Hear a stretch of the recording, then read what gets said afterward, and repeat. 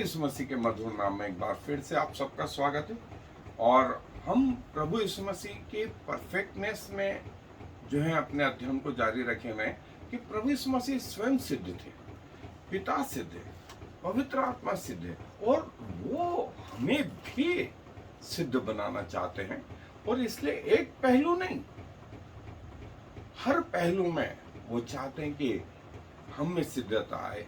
जैसे हमारी आंख है, आंख नाक से अलग है, लेकिन आंख अपने आप में परफेक्ट है, उसमें कोई दोष नहीं है, कुछ कमियां नहीं है। नाक अपने आप में परफेक्ट है, वो आंख नहीं है, नाक ही है, लेकिन परफेक्ट है। कान आंख जैसे नहीं है ना नाक जैसे, लेकिन अपने आप में परफेक्ट है। सो वैसे ही यदि जैसे हार्ट है, हार्ट अपने आप में परफेक्ट है, लंग अपने आप में परफेक्ट है, किडनियां अपने आप में परफेक्ट है, जॉइंट अपने आप में परफेक्ट है, मसल अपने आप में परफेक्ट है, मुंह अपने आप में परफेक्ट है। सो पूरे शरीर को यदि आप देखें सो वो परफेक्टनेस लिए हुए।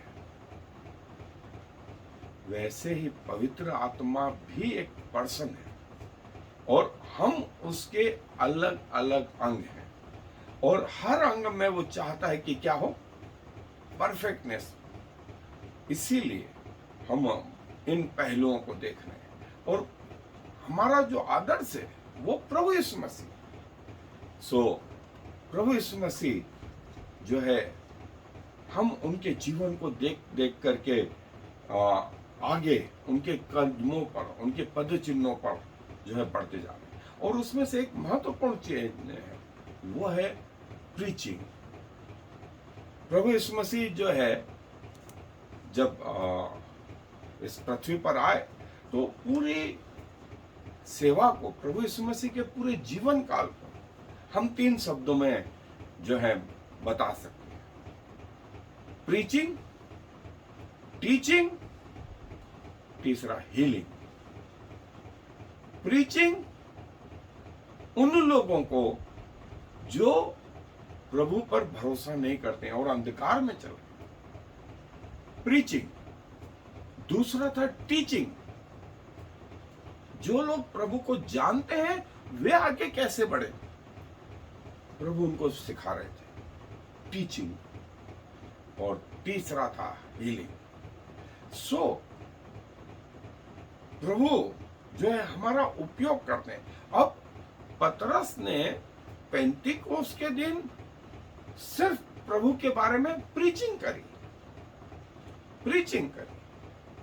प्रभु यीशु मसीह कौन है, और जब वो बोलने लगा तब पवित्र आत्मा आया, लोगों के हृदय टूट गए और 3000 लोग बदल गए। फिर बाद में उसने फिर से प्रचार किया, और प्रचार में फिर से प्रभु यीशु मसीह को बोला, वही परिणाम आया, और इस बार 5000 लोग बदल गए।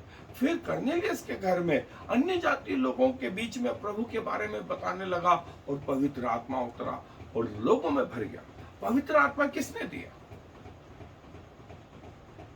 पतरस ने नहीं, परमेश्वर की ओर से। पतरस तो सिर्फ क्या कर रहा था, बता रहा था। याजकों को पुराने नियम में, लेवी व्यवस्था में ऐसा कहा गया, तुम आशीष देना, आशीष उच्चार देना। अब उच्चारने के बाद वो आशीष जो है, जो योग्य होगा उसके ऊपर ठहरेगी, अन्यथा तुम्हारे पास वापस आ जाएगी। और यही प्रभु यीशु मसीह ने अपने चेलों को और उन 70 लोगों को भी बोला, जाओ किसी घर में जाओ, तुम वहां आशीष दो, जो आशीष के योग्य होगा वो उसके ऊपर आशीष ठहरेगी, अन्यथा वो तुम्हारे पास आ जाएगी। आशीष देने वाले कौन है? परमेश्वर। हृदय बदलने वाले कौन है? परमेश्वर। पवित्र आत्मा का दान देने वाले कौन है? परमेश्वर। न्याय करने वाले कौन है? परमेश्वर। आपका और मेरा काम क्या है? सिर्फ प्रचार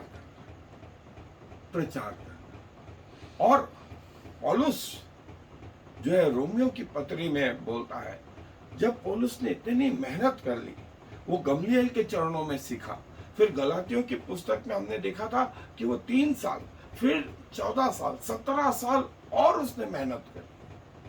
इतने साल परमेश्वर के साथ जुड़ने के बाद वो परमेश्वर के रहस्यों को जान पाया। फिर वो कहता है, यदि मैं प्रचार न करूं तो श्रापित हो जाऊंगा। इसलिए मेरी भरसक कोशिश रहती है कि प्रभु की सत्यता को प्रकट करूं। जो कुछ मैंने सीखा, यदि मैं अपने तक सीमित रख लूं तो मैं श्रापित हो जाऊंगा। इसीलिए मैं रोमियो का पहला अध्याय आपके लिए वो आयतें कुछ पढ़ रहा हूं। पहला अध्याय रोमियो की पत्री और उसके आयत नंबर 14 से आगे पढ़ रहा हूं। मैं यूनानियों और अन्य भाषियों का और अन्य जातियों में परमेश्वर के वचन का जो है बुद्धिमानों और निर्बुद्धियों का भी कर्जदार हूं। मैं कर्जदार हूं। किस बात के लिए? सो मैं तुम्हें भी जो रोम में रहते हो सुसमाचार सुनाने का भरसक प्रयत्न करता हूं। प्रभु के बारे में जो नहीं जानते वे प्रभु को जान लें, और जो जानते हैं वे प्रभु में आगे बढ़े। ये टीचिंग और प्रीचिंग में बेसिक फर्क है।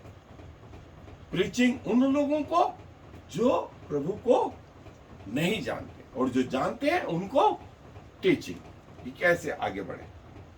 इसीलिए क्योंकि मैं सुसमाचार से नहीं लजाता, इसलिए कि वह हर एक विश्वास करने वाले के लिए, पहले तो यहूदी फिर यूनानी के लिए उद्धार के निमित्त परमेश्वर की सामर्थ और जो है मैं कर्जदार हूं इन लोगों का यदि मैं सुसमाचार न सुनाऊं। सो हमारी कोशिश ये होना चाहिए, जरूरी नहीं कि मुंह से ही सुसमाचार सुनाया जाए, जरूरी नहीं कि एक पुलपिट ही हो, जरूरी नहीं कि आप चौराहों पे खड़े हो जाएं और ट्रैक्ट्स बांटें। ये एक हिस्सा है प्रचार। सबसे बड़ा प्रचार आपका जीवन है। आप कैसा बोलते हैं, आप कैसा सुनते हैं, आप कैसा जीवन जीते हैं, आपके पाँव कहाँ जाते हैं, आपके हाथ कहाँ जाते हैं, आपके कान कहाँ जाते हैं, आपकी आंखें कहाँ जाती हैं, आपके मन के विचार कहाँ जाते हैं, आपकी सोच क्या है, ये सब काउंट करता है। ये सब का सिर्फ मुंह से बोलना ही प्रचार नहीं होगा। सो कई बार चुप रहना भी अपने आप में प्रचार है। सो आए हम अपने अध्ययन पर। जैसा हमने देखा कि जब प्रभु यीशु मसीह पृथ्वी के जीवन में थे तो वे प्रीचिंग, टीचिंग और जो है सामर्थ उनके जीवन में से जो निकल रही थी, उस सामर्थ से बहुत सारे कार्य हो रहे थे। और जैसा लिखा है कि प्रीचिंग जरूरी नहीं कि जो है हम ये कहें कि मुझे नहीं आता। पौलुस बोलता है, मैं तुम्हें परमेश्वर की शपथ खिला करके कहता हूं कि प्रभु यीशु को इस संसार में बता। और जैसा हमने देखा कि मुंह से बोलना ही प्रचार नहीं, हमारी सब चीजें इस विषय में कार्य करती हैं। और जो है प्रभु यीशु मसीह को अपने जीवन से प्रकट करना ही प्रचार है। और प्रभु यीशु मसीह जो जीवितों का मरों का न्याय करे, ये कि उसका वो जल्द आ रहा है और प्रत्येक व्यक्ति का जो है वो न्याय करेगा। इस विषय को चेता जो है प्रभु के विषय में पौलुस बोलता है कि क्या प्रचार करें, तो प्रभु के जजमेंट का, प्रभु के न्याय का प्रचार करें।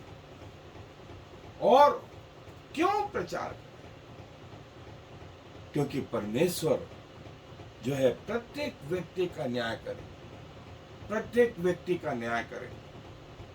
और इस विषय में हमें चेताना, यदि हम जानते हैं और नहीं करते तो वो पाप की श्रेणी में आता है। लेकिन यदि जानते हैं और जितना जानते हैं उतना ही बताएं। जैसे हम जब हमारे स्कूल लाइफ में थे तो मेरे कुछ दोस्त थे जो 11th 12th कर रहे थे, तो वो 8वीं के बच्चों को पढ़ाते थे, उनसे छोटे क्लास वालों को पढ़ाते थे। कॉलेज वाले बच्चे स्कूल वालों को पढ़ाते थे, और जो डॉक्टरी वाले थे वो उनसे छोटे वालों को पढ़ाते थे। ये तरीका जो है प्रचार का, ये तरीका जितना आपको आता है, जिस तरीके से आता है, वो जो है प्रचार है। और सबसे महत्वपूर्ण चीज जो है, हमें दो पहलू बताने हैं, दो पहलू बताने। पहली चीज जजमेंट, जैसा हमने देखा, और दूसरी चीज उसका अनंत जीवन। यदि प्रभु को नहीं जाना तो इसके परिणाम ये होंगे, और यदि प्रभु को जाना तो इसके परिणाम ये होंगे। सो सिक्के के दोनों पहलू हमें बताना चाहिए। और एक और महत्वपूर्ण बात हम जो आगे देखेंगे, आप चाहे प्रचार करें, चाहे आप आराधना करें, चाहे आप जो है प्रार्थना करें, चाहे आप किसी भी क्षेत्र में क्यों ना हो, आपके द्वारा लोग बचाए जाने चाहिए। सच्चा प्रचार यह है, सच्ची आराधना यह है, सच्ची प्रार्थना यह है, सच्चा फॉलोअप यह है कि आप किसी भी क्षेत्र में हो, चाहे आप मेडिकल के क्षेत्र में हो, आप टीचर हो, आप ऑफिस में हो, आप बैंक में हो, आप आर्मी में हो, कहीं पर भी हो, आपके जीवन के द्वारा प्रभु के राज्य में बढ़ोतरी होनी चाहिए। और यदि आपके द्वारा एक आत्मा भी प्रभु के राज्य में आ गई, इससे बड़ा जीवन और इससे सफल जीवन नहीं। सो आपकी कोशिश ये होनी चाहिए, आपके प्रचार का उद्देश्य जो है आपकी खुद की बड़ाई नहीं, आपका ज्ञान बगाड़ना नहीं, आपको बाइबल के वर्ष बोलना नहीं, परमेश्वर को सिखाना नहीं। लेकिन यदि व्यक्ति को उसके पापों के प्रति आप कायल कर पाते हैं, आपका वचन जो प्रभु की अगुवाई में है, बैठे प्रभु के चरणों में, बैठे प्रभु से मांगे, क्या बोलूं क्या बोलूं क्या बोलूं क्या बोलूं, और प्रभु की वो प्रतिज्ञा कि तुम्हें बता दिया जाएगा कि तुम्हें क्या बोलना है। और वो प्रचार क्या प्रीच करें, व्हाट टू प्रीच, परमेश्वर का वचन, परमेश्वर का वचन। और दो प्रकार के वचन, एक वो वचन जो परमेश्वर की और लोगों को लेकर के आता है, एक जो परमेश्वर से दूर ले जाता है, और उसके पीछे शैतानी आत्मा भी होती है। एक तरफ परमेश्वर की आत्मा और एक तरफ शैतानी आत्मा। शैतान भी परमेश्वर के वचन को उपयोग में लाता है। और दूसरा तिमोथियुस 3 अध्याय 16-17 आयत में कहता है कि परमेश्वर का वचन जो है प्रॉफिटेबल है, और इंस्ट्रक्शन देने में, चेतावनी देने में, परमेश्वर के सिद्धांत को बताने में। सो कैसे इसके दोनों पहलू हम न सिर्फ खुद जान पाए, वरन हम दोनों पहलू बताएं। और जो है सबसे महत्वपूर्ण प्रचार वो जिससे लोगों के हृदय टूटे, लोग पश्चाताप करें, लोग परमेश्वर के पास आए, इससे बड़ा प्रचार कोई नहीं। अब वो प्रभु यीशु मसीह से संबंधित हो सकता है, वो प्रभु यीशु मसीह के द्वितीय आगमन से संबंधित हो सकता है, वो पवित्र आत्मा से संबंधित हो सकता है, जिसमें परमेश्वर आपकी अगुवाई करे। अभी हमारी सबसे बड़ी समस्या यही है कि हम परमेश्वर के चरणों में बैठने के बजाय हम किताबों के चरणों में बैठते हैं। हम जो है मोबाइलों और टीवियों और कमेंट्रीज और अन्य पुस्तकों को लेकर के बैठे। हमें चाहिए कि हम परमेश्वर के चरणों में बैठे, परमेश्वर से पूछें और कि प्रभु क्या बताएं, और परमेश्वर आपकी अगुवाई करे। जैसे पतरस की अगुवाई करी, पतरस को सिखाने के लिए कि वो किसी को तुच्छ न समझे। अभी तक वो तुच्छ समझता था, ऊंचा नीचा समझता था, गैर मसीहों को वो छोटा समझता था। परमेश्वर ने ये सिखाने के लिए उसके सामने वो चादर लटकाई जिसमें अशुद्ध पशु भी थे। पतरस बोल उठा कि प्रभु मैंने कभी नहीं खाया। तब परमेश्वर ने ये कहा कि जिसको परमेश्वर ने बनाया वो छोटा या अशुद्ध नहीं है, अशुद्ध नहीं। हमारी सोच प्रभु ऐसे बदल। हमें नहीं मालूम कि सामने वाले के जीवन में क्या है। हमको लगता है कि बहुत सारी सभाएं होंगी, 1000 लोग आएंगे, 2000, 10,000, 1 लाख आएंगे, 10 लाख आएंगे, 1 करोड़ आएंगे तो मैं बढ़िया प्रचार करूंगा। नहीं, आपकी शुरुआत एक सिंगल व्यक्ति से होना चाहिए। हमारा प्रभु यीशु मसीह ऐसा करता। वो सामरी स्त्री के लिए उसने लिखा है, वो सुखार नाम के उस जगह से होकर के जाना अवश्य। जक्कई के लिए उसने यरीहो के मार्ग को पकड़ा, एक आत्मा को बचाने, एक आत्मा को बचाने। और कब प्रचार करें, व्हेन टू प्रीच। आप अवसर ढूंढें, अवसर ढूंढें। परमेश्वर आपको अवसर बताएगा, अवसर बताएगा। बातों ही बातों में आप प्रभु को बता सकते हैं। जरूरी नहीं, जैसे मैंने कहा, संडे को चर्च में जाएं और वहां प्रचार करें, पुलपिट लें और वहां प्रचार करें। नहीं, अपने दिनचर्याओं में, अपने दैनिक जीवन में जो है प्रचार करें। और वो प्रचार भी क्या करना है ये भी पवित्र आत्मा बताएगा। और कैसे प्रचार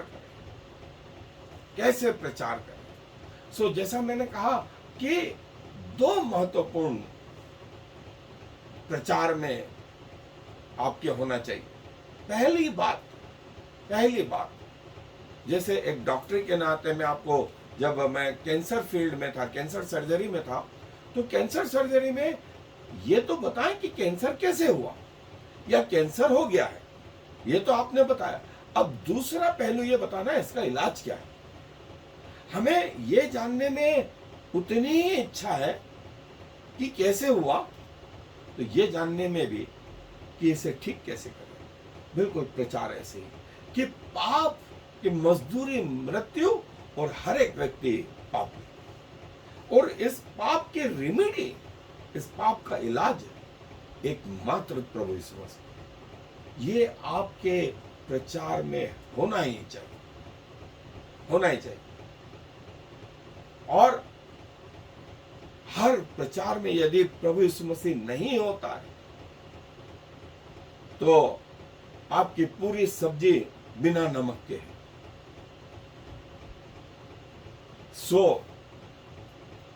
प्रभु यीशु मसीह आपका केंद्र बिंदु होना चाहिए। और फिर प्रभु आपको कई बार ये बताता है कि वो समय आ गया है, ये भाई ये बहन जो है प्रभु को ग्रहण करना चाहते, आप सहायता करें, आप मदद करें, उद्धार की प्रार्थनाएं करने में, उनके साथ करवाने में उनकी मदद करें। और जब वो प्रभु को पाले उसके बाद उसका फॉलोअप भी, मतलब फिर से मेडिकल साइड में आऊं, ऑपरेशन कर दें और उसके बाद छोड़ दें क्या?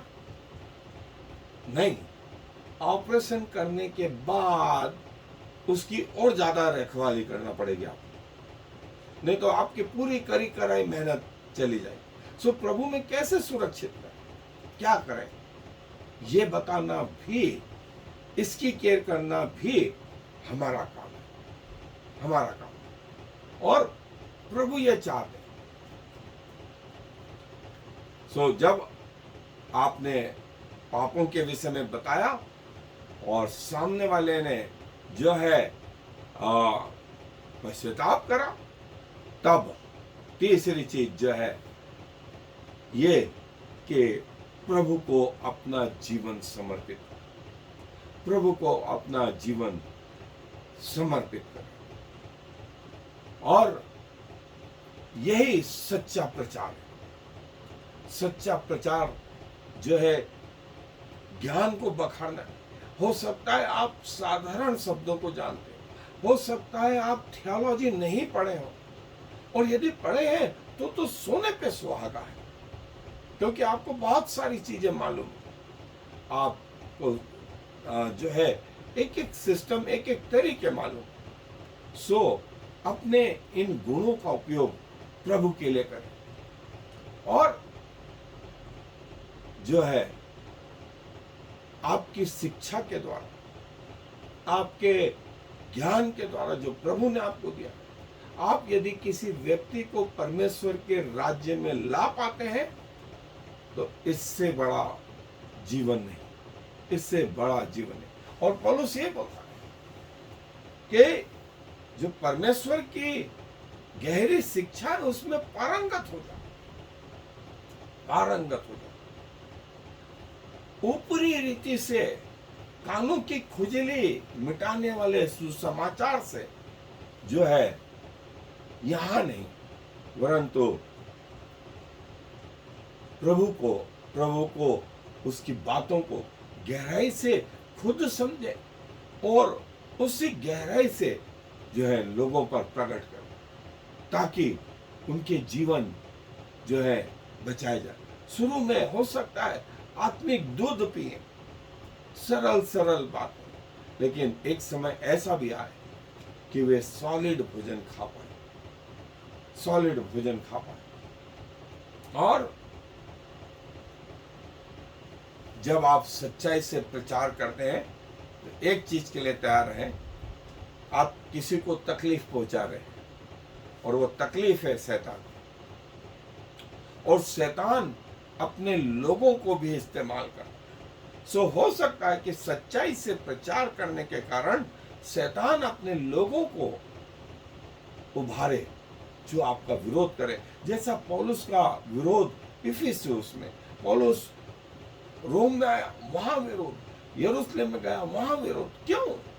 क्योंकि पौलुस प्रभु यीशु मसीह की सच्चाइयों को प्रकट करता जा, और शैतान को यह पसंद नहीं था, तो शैतान ने वो सारी फोर्स लगा दी जो उसके कंट्रोल में थी। आप तैयार हैं अपने अपोजिशंस के लिए। और सो जब आपका विरोध हो तो हर बात को जो है वो धीरज से, शांतिपूर्वक जो है उनका सामना करें। जो शाब्दिक अर्थ है, डोंट बी ड्रंक। और जब लोग जो है नशे में होते हैं तो वे फिर उल्टी सीधी बातें बकने लगते, वैसे ही वे लोग भी होते हैं जो प्रभु को नहीं जानते, और फिर जब सच्चाई प्रकट होती है तो बजाय परिवर्तन आने के वे विरोध करने लगते हैं, शामिल हो जाते हैं। सो इस बात के लिए तैयार है। और कठिन, दूसरा वो बोलता है कठिन समय, जब आप प्रभु के वचन की सच्चाई प्रकट करते हैं तो कई लोगों के लिए जो है ये कठिन होता है कि उसको ग्रहण करें, और बदले में वे आपके विरोध में आ जाते हैं। और तीसरी महत्वपूर्ण चीज जो है, विरोधियों का सामना जो है हम ये कह करके करें कि लोहा लोहे को काटता नहीं, इसके विपरीत प्रभु जो है हमें सामर्थ्य देगा कि कैसे कार्य करें। और सबसे आखिरी में आपकी मिनिस्ट्री का प्रतिफल, आपके प्रचार का प्रतिफल क्या आना चाहिए। मैंने कई प्रचारकों से पूछा, उन्होंने कहा हमें 20 साल हो गए, 25 साल हो गए, 30 साल हो गए, लेकिन इस सवाल का जवाब कि इस 30 सालों में कितने लोगों को आप प्रभु यीशु मसीह के पास ला पाए। बहुत सारे लोगों के मुंह उतरे हुए थे, क्योंकि वे एक भी आत्मा को 30 साल के प्रचार में नहीं ला। 30 साल, जबकि सारी चीजें पढ़ी लिखी थी, सारी चीजें जानी गई थी, लेकिन परिवर्तन नहीं हुआ। बहुत सारे जो है अलंकार वाले शब्दों से बेहतर है साधारण शब्दों, लेकिन जीवन परिवर्तन का कारण। और ये हमारे प्रभु यीशु मसीह ने उस सामरी स्त्री को ये कहा, जा तेरे पति को बुला ला। उसने कहा कि मेरा कोई पति नहीं। प्रभु यीशु मसीह ने, यदि वो बोलते अरे तू कैसी औरत है, क्या है, झूठ बोलती है, प्रभु यीशु मसीह ने बजाय उसके ये कहा, तूने सच कहा, तू 5 पति कर चुकी है, जो अब है तेरे पास वो भी तेरा नहीं, तूने सच कहा। जब आदमी को उसकी गलती के लिए भी कोई न डांटे, ये परिवर्तन, ये बोलने का तरीका। और परिणाम क्या हुआ, वो स्त्री गई और उसने अपने पापों को सब लोगों को, गांव के लोगों को बोला कि जो कुछ मैंने किया है वो उस पुरुष ने बता दिया, सारा गांव जानता था।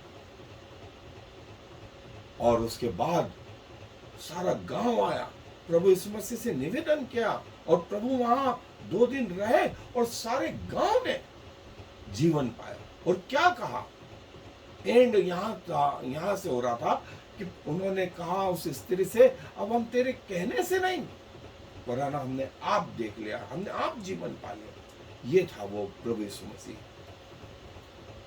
सो gospel, for God so loved the world that he gave his only begotten Son, that whosoever believeth in him should not perish but have everlasting life. परमेश्वर ने जगत से ऐसा प्रेम किया कि उसने अपना इकलौता बेटा दे, कि जो कोई उस पर विश्वास करे वो नाश न हो परंतु अनंत जीवन पाए। ये है गॉस्पल। और जो है कैसे जो है आपके संदेश तैयार हो, उसकी पहली अप्रोच परमेश्वर के चरणों में बैठना से, परमेश्वर से मांगे। आपके साधारण शब्द परमेश्वर असाधारण बना दे।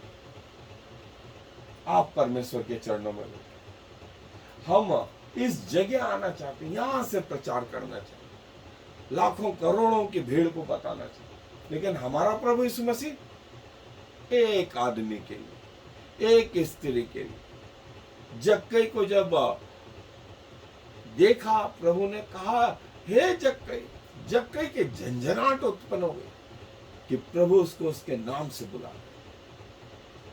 प्रभु ने कहा, झट उतरा, क्योंकि मुझे आज तेरे घर में रहना आवश्यक। और जक्कई को सब तुच्छ जानते थे, हंसी उड़ाते थे। हाइट में छोटा था, भीड़ नहीं आने देती थी, टैक्स कलेक्टर था, लोग पापी मानते थे। लेकिन प्रभु ने क्या कहा, मुझे आज तेरे घर में रहना आवश्यक। और जीवन परिवर्तन सबके सामने उसने कहा, जो कुछ मैंने अन्याय से ले लिया उसका 7 गुना फेर दे, 7 गुना जिसका और ले लिया दे। धन सबसे बड़ी चीज है जिसे लोग कमाने में लगा देते हैं जिंदगी, और जक्कई ने जो कमाया हुआ धन था वो सब बांटना शुरू कर दिया, क्योंकि उसको जो धन मिल गया था वो आत्मिक धन, वो आत्मिक धन। और जैसे मैंने बताया कि न सिर्फ प्रचार बोल के, लेकिन आपके जीवन से भी क्या हो रहा है, प्रचार हो रहा है। और सिखाने में, समझाने में, आगे बढ़ने में प्रभु का वचन जो है उसमें पारंगत हो जाए। पौलुस तीमुथियुस को बोलता है, power in preaching, power in preaching. और रोमियो की पत्र में हमने देखा कि वो बोलता, मैं सुसमाचार से नहीं लजाता, क्योंकि वो उद्धार के निमित्त परमेश्वर की सामर्थ और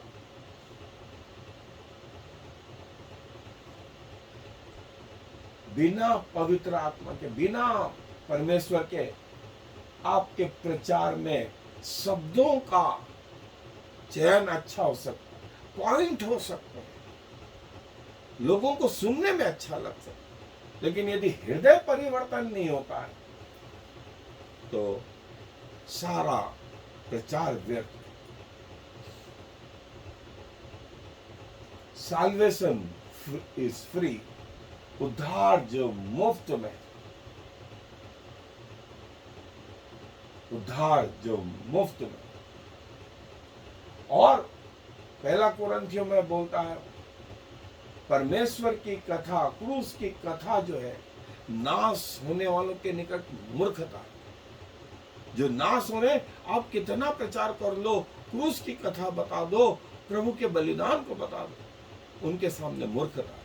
लेकिन जो परमेश्वर में बढ़ना चाहते हैं, बदलना चाहते हैं, उनके लिए वो सामर्थ्य, उनके लिए सामर्थ्य। सो वो बोलते हैं, समय असमय तैयार हो, परमेश्वर का वचन प्रचार करो। और इसका एंड पॉइंट ये आना चाहिए कि हमारे प्रचार से जो है लोगों के हृदय परिवर्तित हो और लोग परमेश्वर के पास आए। दुआ करें। प्रभु जी धन्यवाद देते हैं कि आपने जगत के मूर्खों को अपने वचन के लिए चुना, कि जो कुछ समझे जाते हैं उनसे नहीं, वरन जो कुछ नहीं समझे जाते उनसे सुसमाचार प्रचार। आपने दूध पीते बच्चों से अपनी स्तुति करवाई, पत्थर भी आपने कहा चिल्ला उठेंगे। सो प्रभु, यदि आप हमारा चुनाव करते हैं, यह हमारे लिए बड़े सौभाग्य की बात है कि आपके सुसमाचार को प्रचार करें। और प्रभु, उस सुसमाचार से जो है हृदय परिवर्तन हो और आत्माएं आपके पास आए, इससे बड़ा सुसमाचार, इससे बड़ी मेहनत नहीं। और जब आप पृथ्वी के जीवन में थे, आप एक एक आत्मा के लिए जो है कंसर्न लिए हुए थे, और प्रभु आपने वो कर दिखाया। और जब कलीसियाओं के निर्माण हुए, आपने हजारों की तादाद में आत्माओं को जो है आपके वचन में जो है कायल किया, और वे आपको उद्धारकर्ता के रूप में ग्रहण करने पाए। प्रभु, हमारे जीवन भी ऐसे ही कि हमारे जीवन के द्वारा प्रभु पूरे जीवन भर कम से कम एक आत्मा जो है आपके पास आए, चाहे डायरेक्ट तरीके से, चाहे इनडायरेक्ट तरीके से। प्रभु, हम आपको अलाउ करते हैं हमारे जीवन का कंट्रोल करने, और जो कुछ हम कहें, जो कुछ हम जिए, उसमें आप झलकें, कि आपके हमारे जीवन को देख के लोग आपकी बड़ाई करें और आपको अपना उद्धारकर्ता ग्रहण करने वाले हो। क्योंकि सारा आदर आपको देते हुए इस विनती को प्रभु यीशु मसीह के नाम से मांगते, आमीन। और फिर Shema Yisrael Yahweh Eloheinu Yahweh Echad. Hear, O Israel, The Lord is our God, the Lord alone.